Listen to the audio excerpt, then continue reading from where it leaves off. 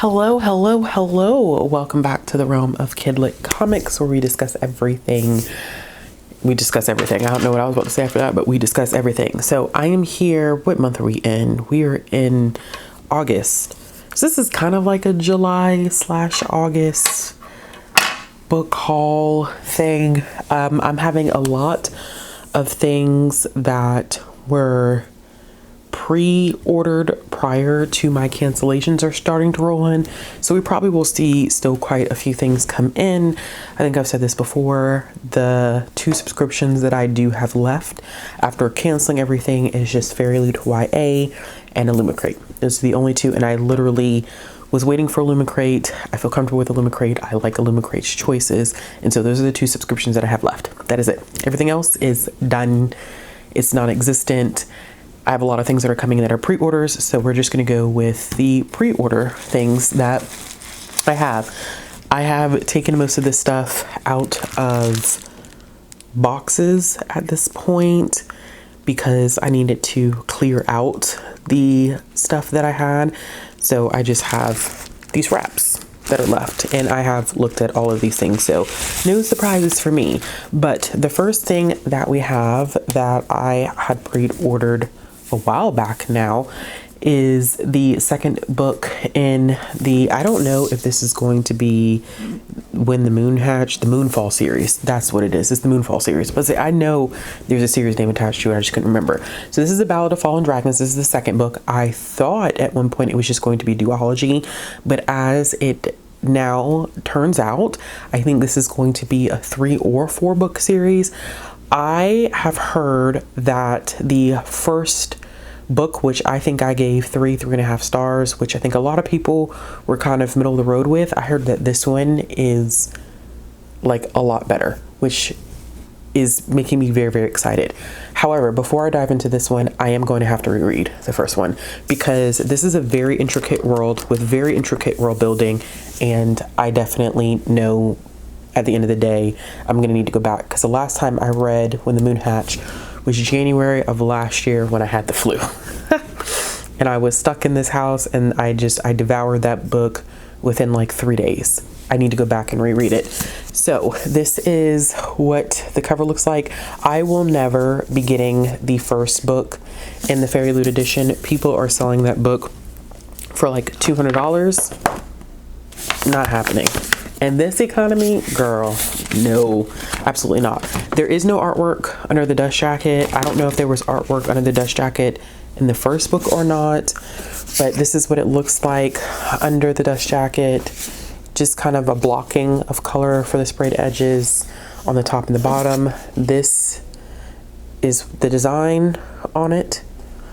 We do have some interior artwork. This is the end papers in the front, and then end papers here in the back, which I love the art design on these. When I tell y'all something, Fairyloot loves their foiling, child. I have yet to receive a Fairyloot book where there ain't foiling, and I think that's a decision. That's a decision that they love to make every time they get the opportunity. The next one that we have is one that I actually ended up getting secondhand. It is a Fairyloot adult book, and I'm pretty sure this was a June or July pick. I'm not sure, but I have read 4 books by this author, really like their writing style, and was excited to see this one. It is The Unicorn Hunters by Katherine Arden. This one is, it says right here, this was the June adult book. It follows a main character whose land was invaded, her castle was besieged, and her royal father was driven to his death. So this is a fantasy book. I love the binding on this one because it's not as tight. When the Moon Hatched, the Ballad of Fallen Dragons, the binding on that one is really, really tight. But this is the front, the spine, which I think this spine is really, really pretty. I don't know if it'll, there we go. The spine on this one is gorgeous, if I must say so myself. And then this is the back. And then when we take this card, this card is a trip. When we take the dust jacket off, I think that this is one of my favorite ones, like under the dust jacket. It's more matte, and it definitely fits the vibe of the book. When I think old school fantasy, this is definitely the vibration that I get. These are the stenciled edges. Let's see if it will focus. There we go. So that's pretty. And it's continuous with the roses there, and then maybe that looks like fruit, but I could be wrong by that. And then so our interior artwork here. I think this design was very, I know like not everyone has been a fan of the way that this one is designed, but I do think that it fits the overall vibe of the book. Very medieval-ish tones to it. And this is the design on the dust jacket. Now this is just a colorway change, if I'm not mistaken, because that's what the original cover looks like. Just a little bit different on the coloring. I'm excited for this one. I've been hearing good things about this one. And I'm familiar, like I said, with Katherine Arden's writing, so that makes it even better to pick up an author that you are familiar with. Then I have a graphic novel pre-order that I decided to pick up, and that is Stepping Up. This is a graphic memoir by Kiera Valdez and illustrated by Diana Sai Santos. This is about a main character who goes to a prestigious school, but it's one of those situations where like she's attending school with a lot of wealthy kids. They have brand new Macs, overseas vacations, and she's coming in as a financial aid student. And then she finds her way into the school step team.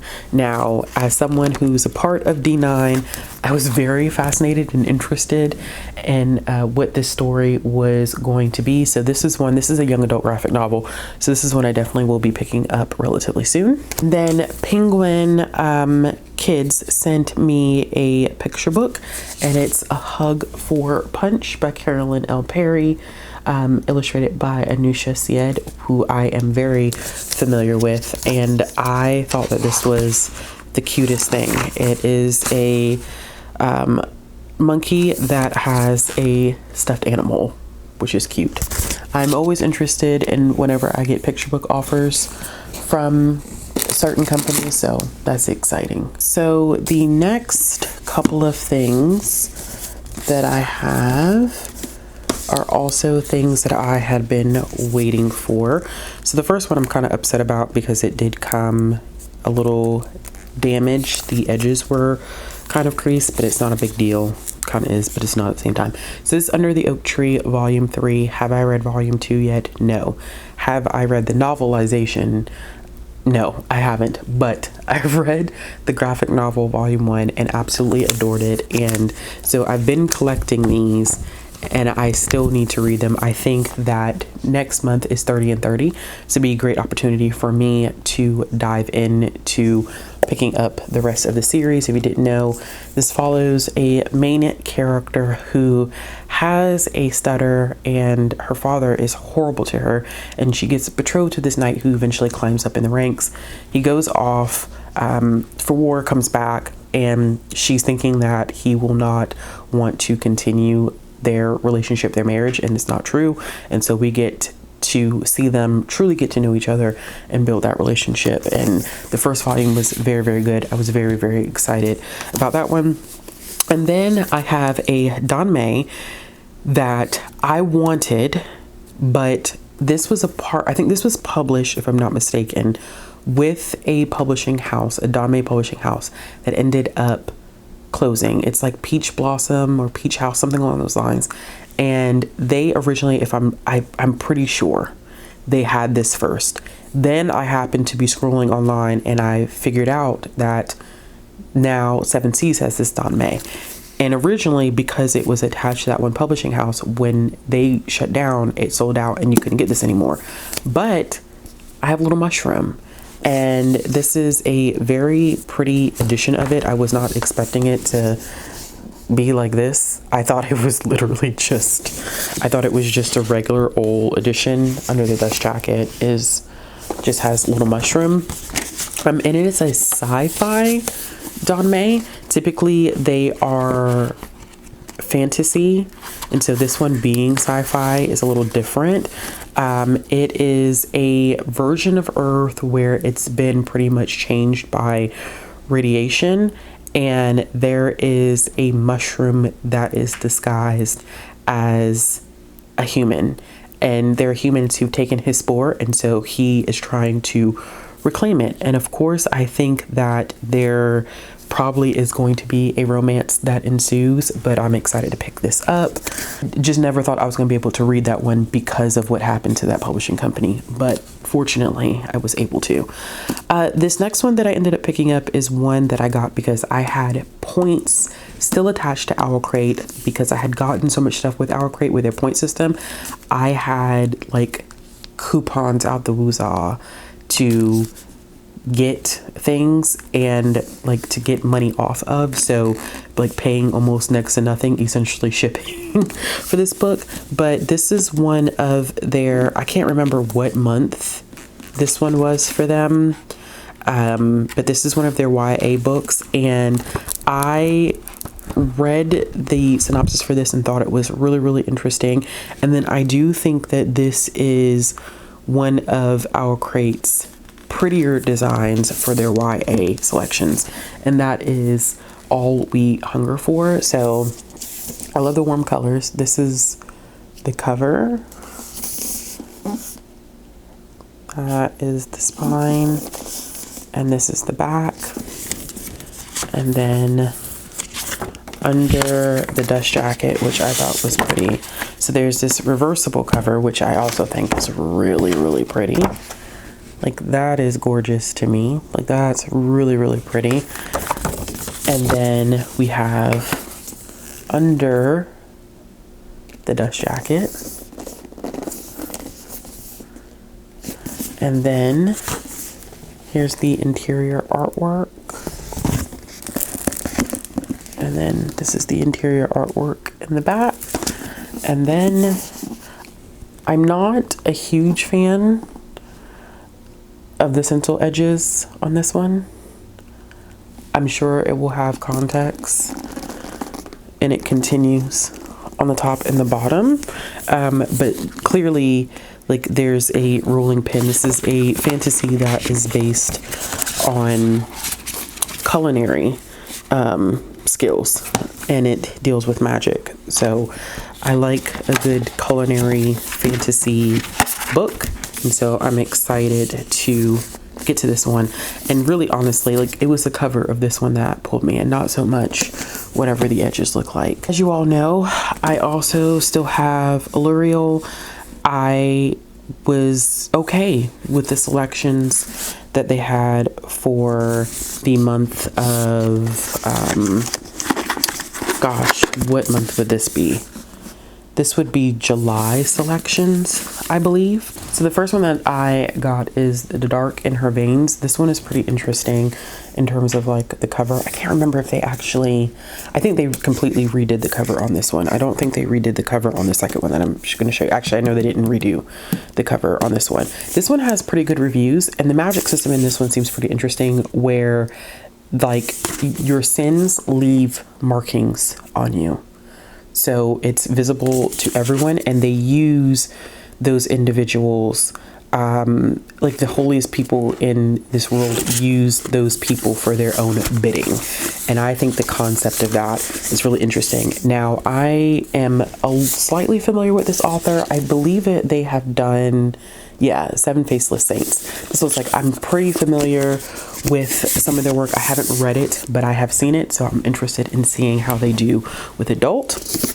And then the other one that I ended up getting was Stillborn, because I heard so much about this, and I am very interested to see how this one is going to work. So it's a world ruled by tyrants and thieves where magic is outlawed, and I think that's interesting. Now, this one did not have a cover change, but It does have interior artwork that is pretty in the front. And if I can get my hands right, in the back. And I've heard good things about this one so far. So we'll see how I feel about both of these. So far, like, Allurial is cheaper, like I said, than most book boxes.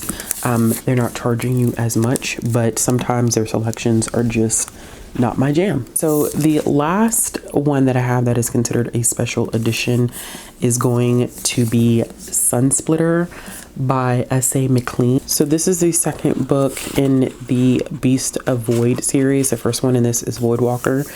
I own the first one in this series and I'm excited to get to this one. This is a thick book. It's almost 600 pages. Like, it's just thick, but I love how they've done both of these books. I think they have been absolutely gorgeous, and the spines are pretty. There is no artwork on the back of the dust jacket, but we have a pretty naked hardcover, and then we have beautiful interior artwork in the front and in the back. And I've heard really good things about Voidwalker.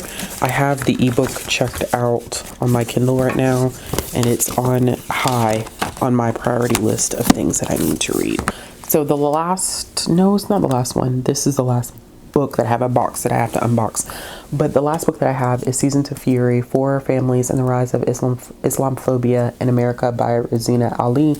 This came from Crown Publishing. They're an imprint of Penguin, and they reached out and asked me if I wanted any of the nonfiction that they had listed in the email, and this was one that stood out to me.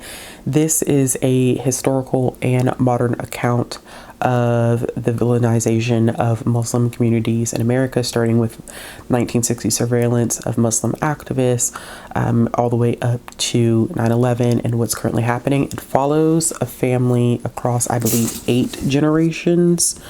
And so we kind of get to see it from that perspective. I think it's 4 families across 8 generations.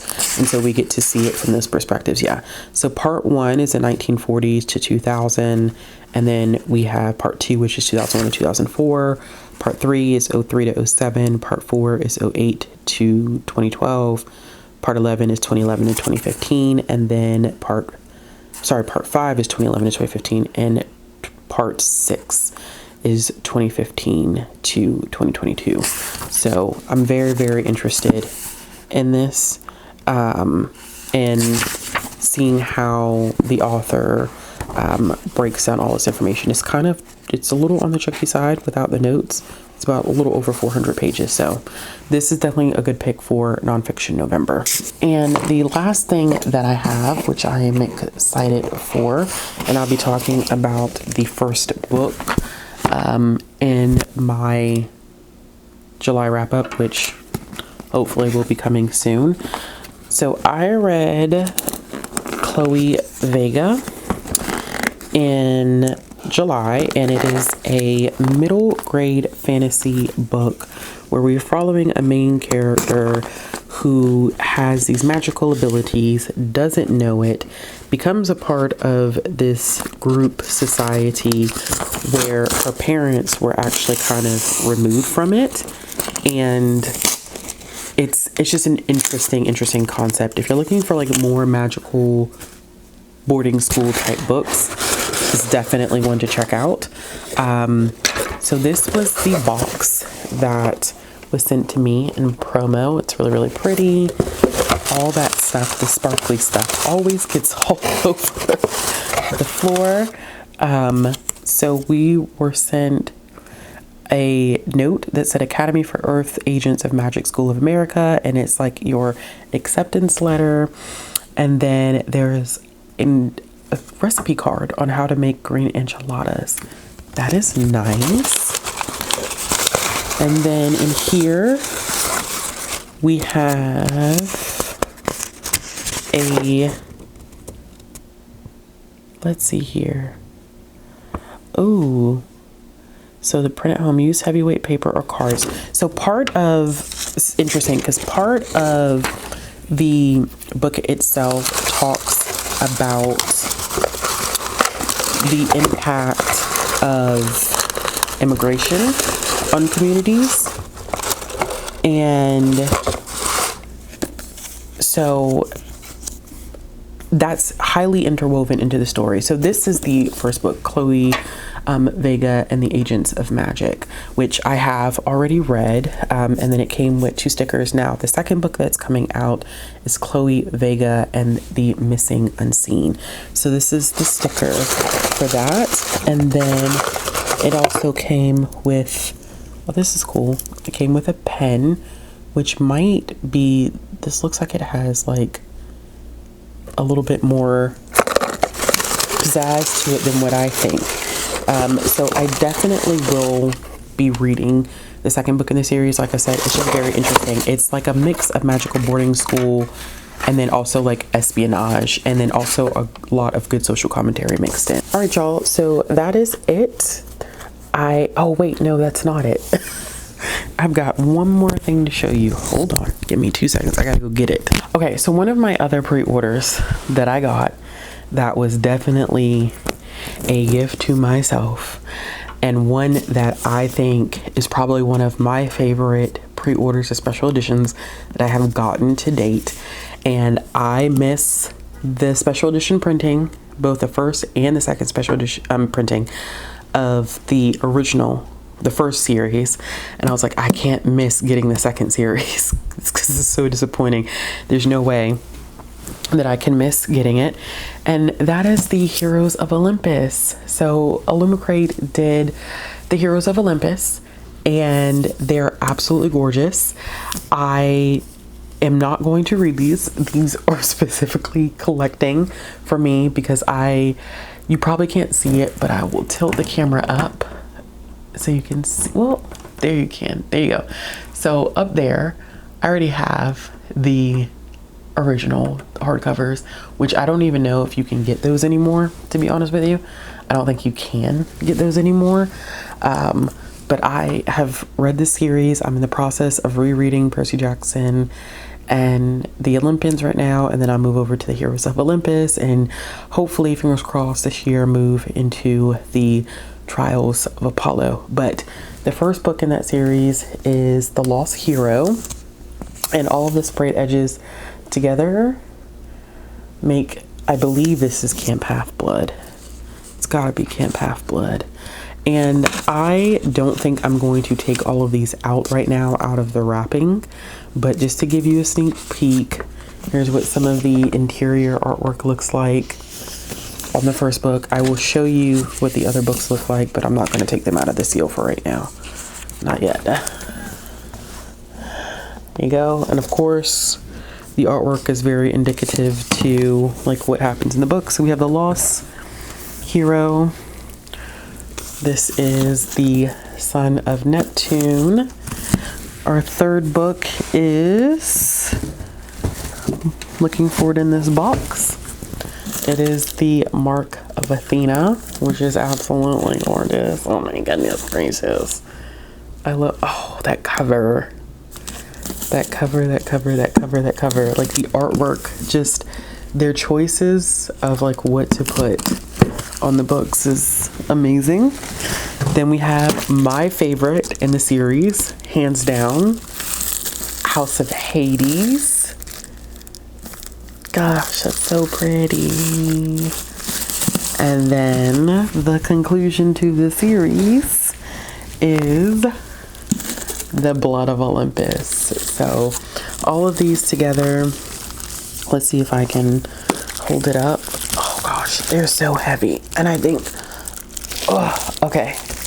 I think that's as good as it's gonna get, but it makes this image my favorite acquisition out of all the books that I have acquired in this year. That's been my number one highlight. So yes, finally.